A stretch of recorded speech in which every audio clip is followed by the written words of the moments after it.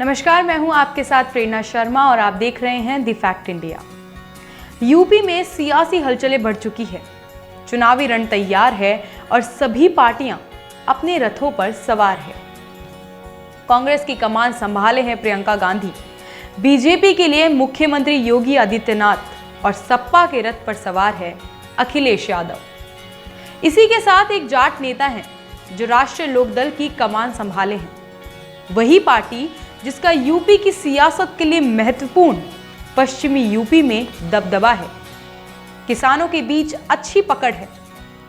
पारिवारिक रूप से राजनीति से ताल्लुक रखने वाले और पूर्व प्रधानमंत्री चौधरी चरण सिंह के पौत्र जयंत चौधरी चुनावी मैदान में जी जान लगा रहे हैं और इस बार मैदान में अखिलेश यादव की पार्टी सपा के साथ गठबंधन करके उतरे हैं। तो आज आपको बताते हैं इसी नेता के राजनीतिक सफर के बारे में। जयंत चौधरी का जन्म 27 दिसंबर 1978 में यूएस के टेक्सास में हुआ। इनका परिवार शुरू से भारतीय राजनीति में सक्रिय था, लेकिन इन्होंने राजनीति में पूर्णतः सक्रिय होने से पहले अपनी शिक्षा पूरी की। Jayant Chaudhary London School of Economics and Political Science से पोस्ट ग्रेजुएट हैं। इनके पिता की बात करें तो अजीत सिंह यूपी का बहुचर्चित चेहरा थे। अजीत सिंह राष्ट्रीय लोकदल के संस्थापक थे। पहले उन्होंने 1987 और 1988 के दौरान लोकदल ए और जनता पार्टी के अध्यक्ष के रूप में अध्यक्षता की थी। फिर वे केंद्रीय मंत्री भी रहे। 6 मई 2021 को उनका निधन हो गया और इसके बाद जयंत चौधरी ने पार्टी का दारोमदार पूरी तरह से उठाया। जयंत चौधरी पूर्व प्रधानमंत्री चौधरी चरण सिंह के पौत्र हैं। चौधरी चरण सिंह भारत के 5वें प्रधानमंत्री रहे। चौधरी चरण सिंह ने अपना पूरा जीवन भारतीयता और ग्रामीण परिवेश की मर्यादा में जिया। वे किसानों के नेता कहे जाते थे, किसानों के मसीहा कहे जाते थे और यही कारण है कि राष्ट्रीय लोकदल भी किसानों के हित में ही बात करती है। जयंत चौधरी की पत्नी चारू सिंह को भी राजनीति में खासी दिलचस्पी है, पर पहले चारू सिंह राजनीति में मुखर रूप से आगे नहीं आती थी, लेकिन बाद में अजीत सिंह ने ही उन्हें पार्टी का स्टार प्रचारक बनाया और आज वे जयंत चौधरी के साथ हर मंच पर आरएलडी को सपोर्ट करती नजर आती हैं। जयंत चौधरी की 2 बेटियां हैं। बचपन से ही राजनीतिक माहौल में पले बड़े जयंत चौधरी और इसी कारण से वे राजनीति की अच्छी समझ रखते हैं। जयंत चौधरी भले ही विदेश से शिक्षा लेकर आए हों, पर उनकी राजनीति में चौधरी परिवार की झलक देखने को मिलती है। विरासत में मिली राजनीति को बखूबी संभाल रहे हैं जयंत चौधरी। और बात करें 2022 के यूपी चुनावों की, तो उसके लिए इस बार पूरी कमर कस ली है आरएलडी के अध्यक्ष ने। चाहे फिर किसानों के हित में बात करना हो, रैलियों का हिस्सा बनना हो या फिर जाट समाज के साथ खड़े रहना हो, सभी चीजों में आगे दिखाई दे रहे हैं जयंत चौधरी।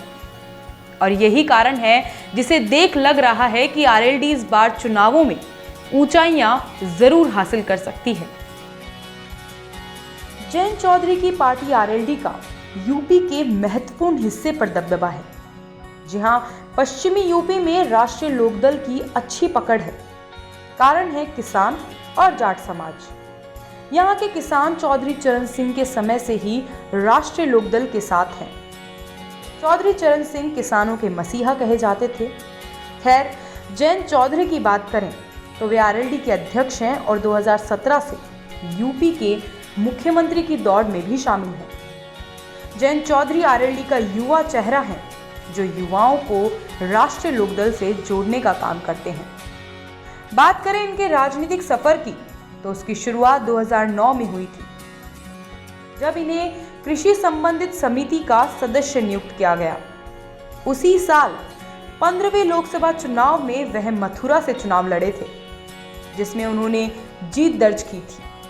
इसके बाद 2012 के विधानसभा चुनाव में वह मांड से विधायक चुने गए, लेकिन 2014 उनके लिए कुछ खास नहीं रहा। वे लोकसभा चुनाव में भाजपा प्रत्याशी हेमा मालिनी से हार गए। 2017 से वे उत्तर प्रदेश के मुख्यमंत्री की दौड़ में शामिल हुए। 2019 भी उनके लिए कुछ खराब ही रहा। वे बागपत से खड़े हुए लेकिन भाजपा प्रत्याशी डॉक्टर सत्यपाल सिंह से हार गए। लेकिन उन्होंने इस हार को खुद पर हावी नहीं होने दिया, बल्कि इससे सबक लेकर आगे बढ़े और अब जयंत चौधरी आम लोगों के बीच सक्रिय है। हाथरस में कथित गैंगरेप और हत्या मामले की पीड़िता के परिजनों से मिलने जयंत चौधरी भी पहुंचे थे। लाठियां खाने और फिर पुलिस से धक्का मुक्की के बाद भी जयंत चौधरी वहां डटे रहे। इसी के साथ किसानों में फिर से विश्वास जगाते हुए ये आरएलडी नेता पग पग पर किसानों के साथ दिखा। किसानों के विरोध प्रदर्शन की एक धुरी जहां पंजाब था, तो वहीं दूसरी धुरी पश्चिमी यूपी था, क्योंकि पंजाब के बाद पश्चिमी यूपी से ही ज्यादा किसान इस विरोध प्रदर्शन का हिस्सा बने थे। ऐसे में जयंत चौधरी खुद और उनकी पार्टी किसानों की रैलियों में सक्रिय नजर आई। इन कानूनों के विरोध में पश्चिमी उत्तर प्रदेश में जितनी भी महापंचायतें और कार्यक्रम हुए, उनमें आरएलडी के कार्यकर्ता और खुद जयंत चौधरी ने बढ़ चढ़कर हिस्सा लिया। भाषण के दौरान वे किसानों के साथ हुए अन्याय पर बात करते नजर आते। लखीमपुर में मारे गए किसानों की याद में अरदास रखी गई थी। यूपी पुलिस ने उन्हें रोकने की कोशिश की, लेकिन इसके बावजूद जयंत चौधरी वहां पहुंचे। दरअसल जयंत चौधरी इतनी मेहनत इसलिए कर रहे हैं क्योंकि जाट समुदाय पर जो उनकी पार्टी का दबदबा था, वो 2013 में बीजेपी की तरफ शिफ्ट हो गया। तो किसानों को वोट बैंक जयंत चौधरी किसी हाल में नहीं खोना चाहते। वहीं जाट समाज के बिना आरएलडी की राजनीति भी नामुमकिन सी है। ऐसे में जयंत चौधरी वापस इस समुदाय को आरएलडी से जोड़ने की जदोजहद में लगे हैं। किसानों के प्रदर्शन ने पश्चिमी यूपी में आरएलडी की पॉलिटिकल माइलेज दिया है। खैर, जयंत चौधरी अपने पिता अजीत सिंह के निधन के बाद राजनीति को और अच्छे से समझने लगे हैं और ये उनकी 2022 के यूपी चुनाव की तैयारियों में समझ आ रहा है।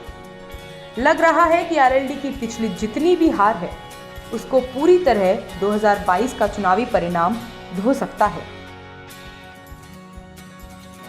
जयंत चौधरी यूपी चुनाव के लिए चमकता सितारा बन रहे हैं।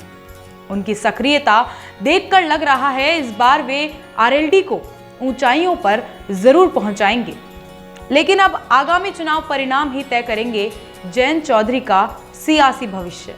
नमस्कार।